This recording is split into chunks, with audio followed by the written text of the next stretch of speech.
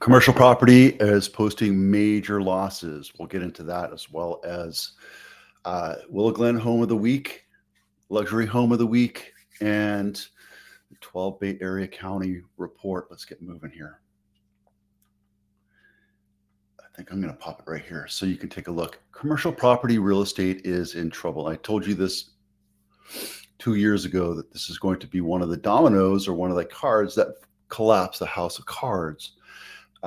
We're starting to see right now that it's not just the big enterprises, it's REITs and syndications and everything that are overbuying and taking way too much debt on to service the accounts. They're inexperienced REIT holders or REIT managers or syndication managers that are buying these properties 2-3 times the value of what it should have been, and it's not paying for itself. So what they're doing is they're going back to the investors and saying, hey, we're in trouble.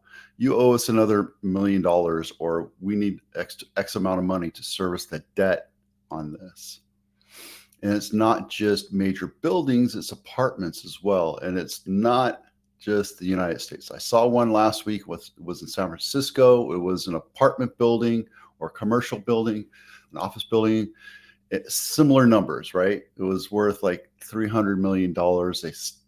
Somebody picked it up for $16 million.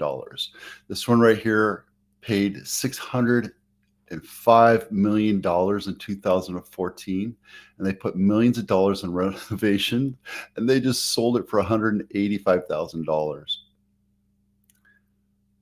Yeah, commercial property is hurting right now. And the reason why is because it looks like this is the same one. Yeah, it looks like the same one, huh? But this guy keeps going. This one's in St. Louis. This one just sold for $3.5 million. It was sold for $205 million in 2006. We'll watch this guy go different thing. Actually, is it this one? No, it's this one right here. This guy goes back and is talking about all sorts of different things. $100 million plunge, $100 million loss. And guys, this isn't just office buildings, it's apartment buildings too. I've seen it where there was a 600 unit apartment in Texas that lost their ass. And this could be one of the cards or one of the dominoes that sets off the entire chain of the economy. Something to be aware of so you know what's going on in the market. Just be aware, right? Could this affect the residential market? Yeah, because banks are affected. And when banks are affected, that means mortgages are affected. That means loan originations are affected. That makes it more difficult for home buyers to buy homes. What happens when a market crashes? What happens when a market crashes is this. All the investors, all the mom and pops come out, and all the institutional investors come out, and they buy property off at 60, 70, 80% on the dollar, which means that there's a lot more competition. And people are saying, oh, I'll just wait until the market comes or crashes and I'll pick it up for 60 cents on the dollar. Good luck, because there's investors in there. The investors come out of the woodworks, they come out of the cracks, and they start buying up all these properties. I'm waiting for this as well. I have money stashed away, ready to pounce on a market crash. So right now, there's still competition out there, just not as much. When the market crashes, people start picking stuff up. I don't have $200 million or $3.5 million to throw down on a commercial building. I should start looking. But this type of stuff is going on wholesale all the time. REOs are out there. That's real estate owned or bank owned properties. They're out there, not to the same numbers as it was in 2007, 2010, but they're out there. Guys, if you're thinking about buying a house, now's the time to do it. And I don't work with a lot of buyers, so it's one of those things that you have to be aware of. And I'm telling all my sellers this right now. The market might crash. I keep saying that, and there's a bunch of crash bros that are out there saying that. But when the market does crash, you're going to get a better deal in commercial real estate. Period. It's just the way it is. You're not going to get the same deal that you think you're going to get in bank-owned properties. So just be aware. There's things out there that we do on a strategy way that help you get into a good deal. Might not be the perfect house, but if you're a first-time home buyer, now's the time to buy right now, because when the market comes out, it crashes, it's going to be 10 times more difficult for you to buy a house. Speaking of which, shameless push here. If you're thinking about buying a house, download this checklist. I won't call you and bug you or harass you. It's a checklist that walks you through the entire house. But when you're looking at 4, 5, 6 houses at a time, let's say you go open house shopping, this allows you to compare and contrast each house. And when you go to 4, 5, 6 houses, it's hard to remember which kitchen went to which house. And this one lets you do a checklist and tell you, yes, I like this one. This is a brand new kitchen, that kind of thing. And then you can compare it a little bit better. So download that today. It's easy. It's free. There you go. Willow Glen House of the Week is Merle Ave, $2 million, 3.5 bathrooms, 1,700 square feet in 1936. Built in 1936. Let's see if I can open this up so you can see bigger pictures. Nice little courtyard. Everything. I'm going to get through this real quick, guys. And also these links are in my blog. If you want to take a look at the blog, the link is down below in all the descriptions of these videos. So you can access the blog really easily and go take a deeper dive into these. Pardon me. So this one's nicely updated. I'd buy that house. That's a really nice house. Luxury home of the week. And the reason why I pulled up Belvedere, this one right here, these are not my listings, by the way. The reason why I picked this up is because I went sailing this weekend, and we stopped here and sailed around here. And I thought I'd share this with some of the people that I went sailing with, because it's always fun to see this, especially when you sail by it in a sailing boat. And, you know, it's kind of fun. So yeah, sailing was pretty cool. I'm not an avid sailor. I wouldn't say that I'm a proficient sailor. I would say I'm more of a Gilligan when it comes to that. I run around, pull all the ropes for the skipper, and he tells me what he wants to have done, and I do it. But that's the kind of sailing I like to do. The other part of the people like to sit around and drink and eat and have fun, and that is absolutely fantastic. I just enjoy the running around part. For me, it's more or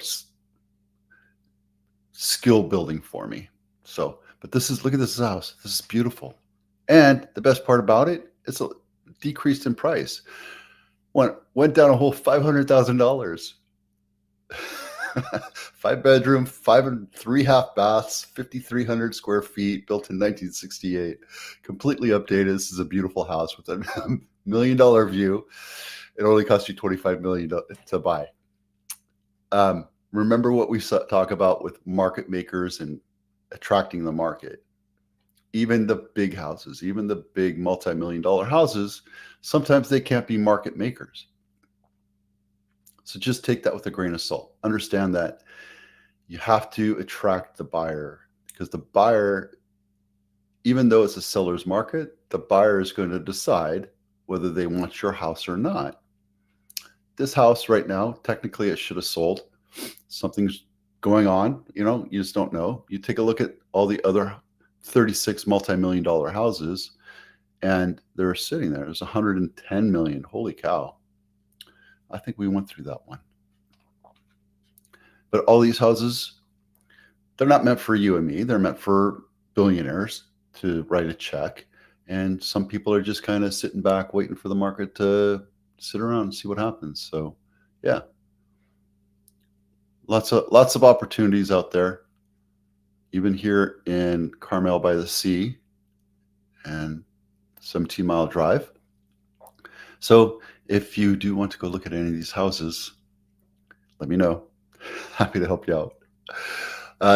When you go to sell your house, or even if you're going through and doing your own inspection of a house you're in contract with, this home inspection checklist allows you to walk through every nook and cranny, from the appliances to the heating and air conditioning system, to each room, to the roof, to the pool. It kind of walks you through everything, so you can do a checklist to see what it looks like, and make you put eyeballs on it, and you can touch it and make sure everything works, so you know what you're getting into.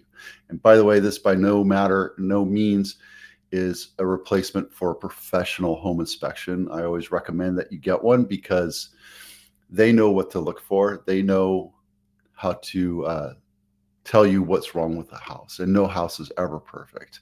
No house is ever perfectly plumb, square, or level. Just remember that. Okay. 12 Bay Area County report. Nothing super crazy to worry about. We're still over $10 billion in sales in Santa Clara County. But I want to point out, $600 million for Napa. You can still get a great deal, 98 cents on the dollar in Napa. Monterey collapsed this week, 96 cents on the dollar. Santa Clara is 98 cents on the dollar. It went down huge this last week. San Mateo is 107. That actually went up. And San Francisco went down. But San Francisco's been piping it at 110 cents on the dollar. $1.10 on the dollar for a very long time. So just keep in mind that things are kind of topsy-turvy. Like San Benito, even though we're only at $200 million in sales volume and only 376 listings, it's up to 110, which is huge. It's a huge jump. So if you look at the averages, you see that it's kind of crazy. Best buy, in my opinion, is still Napa. If you're looking to buy and you're looking for a second home, Napa is the second home area of the Bay Area. So think about that. And then Sonoma. Looks like everything's pretty much nominal. Santa Clara County, again, 177 homes in contract this last week, but we saw a major depression in pricing. So what's going on? Something to think about. All right, that's it. I'm at 13 minutes. Happy Monday. Hope you had a great weekend. I'm Vito with Abitano. We'll see you out there.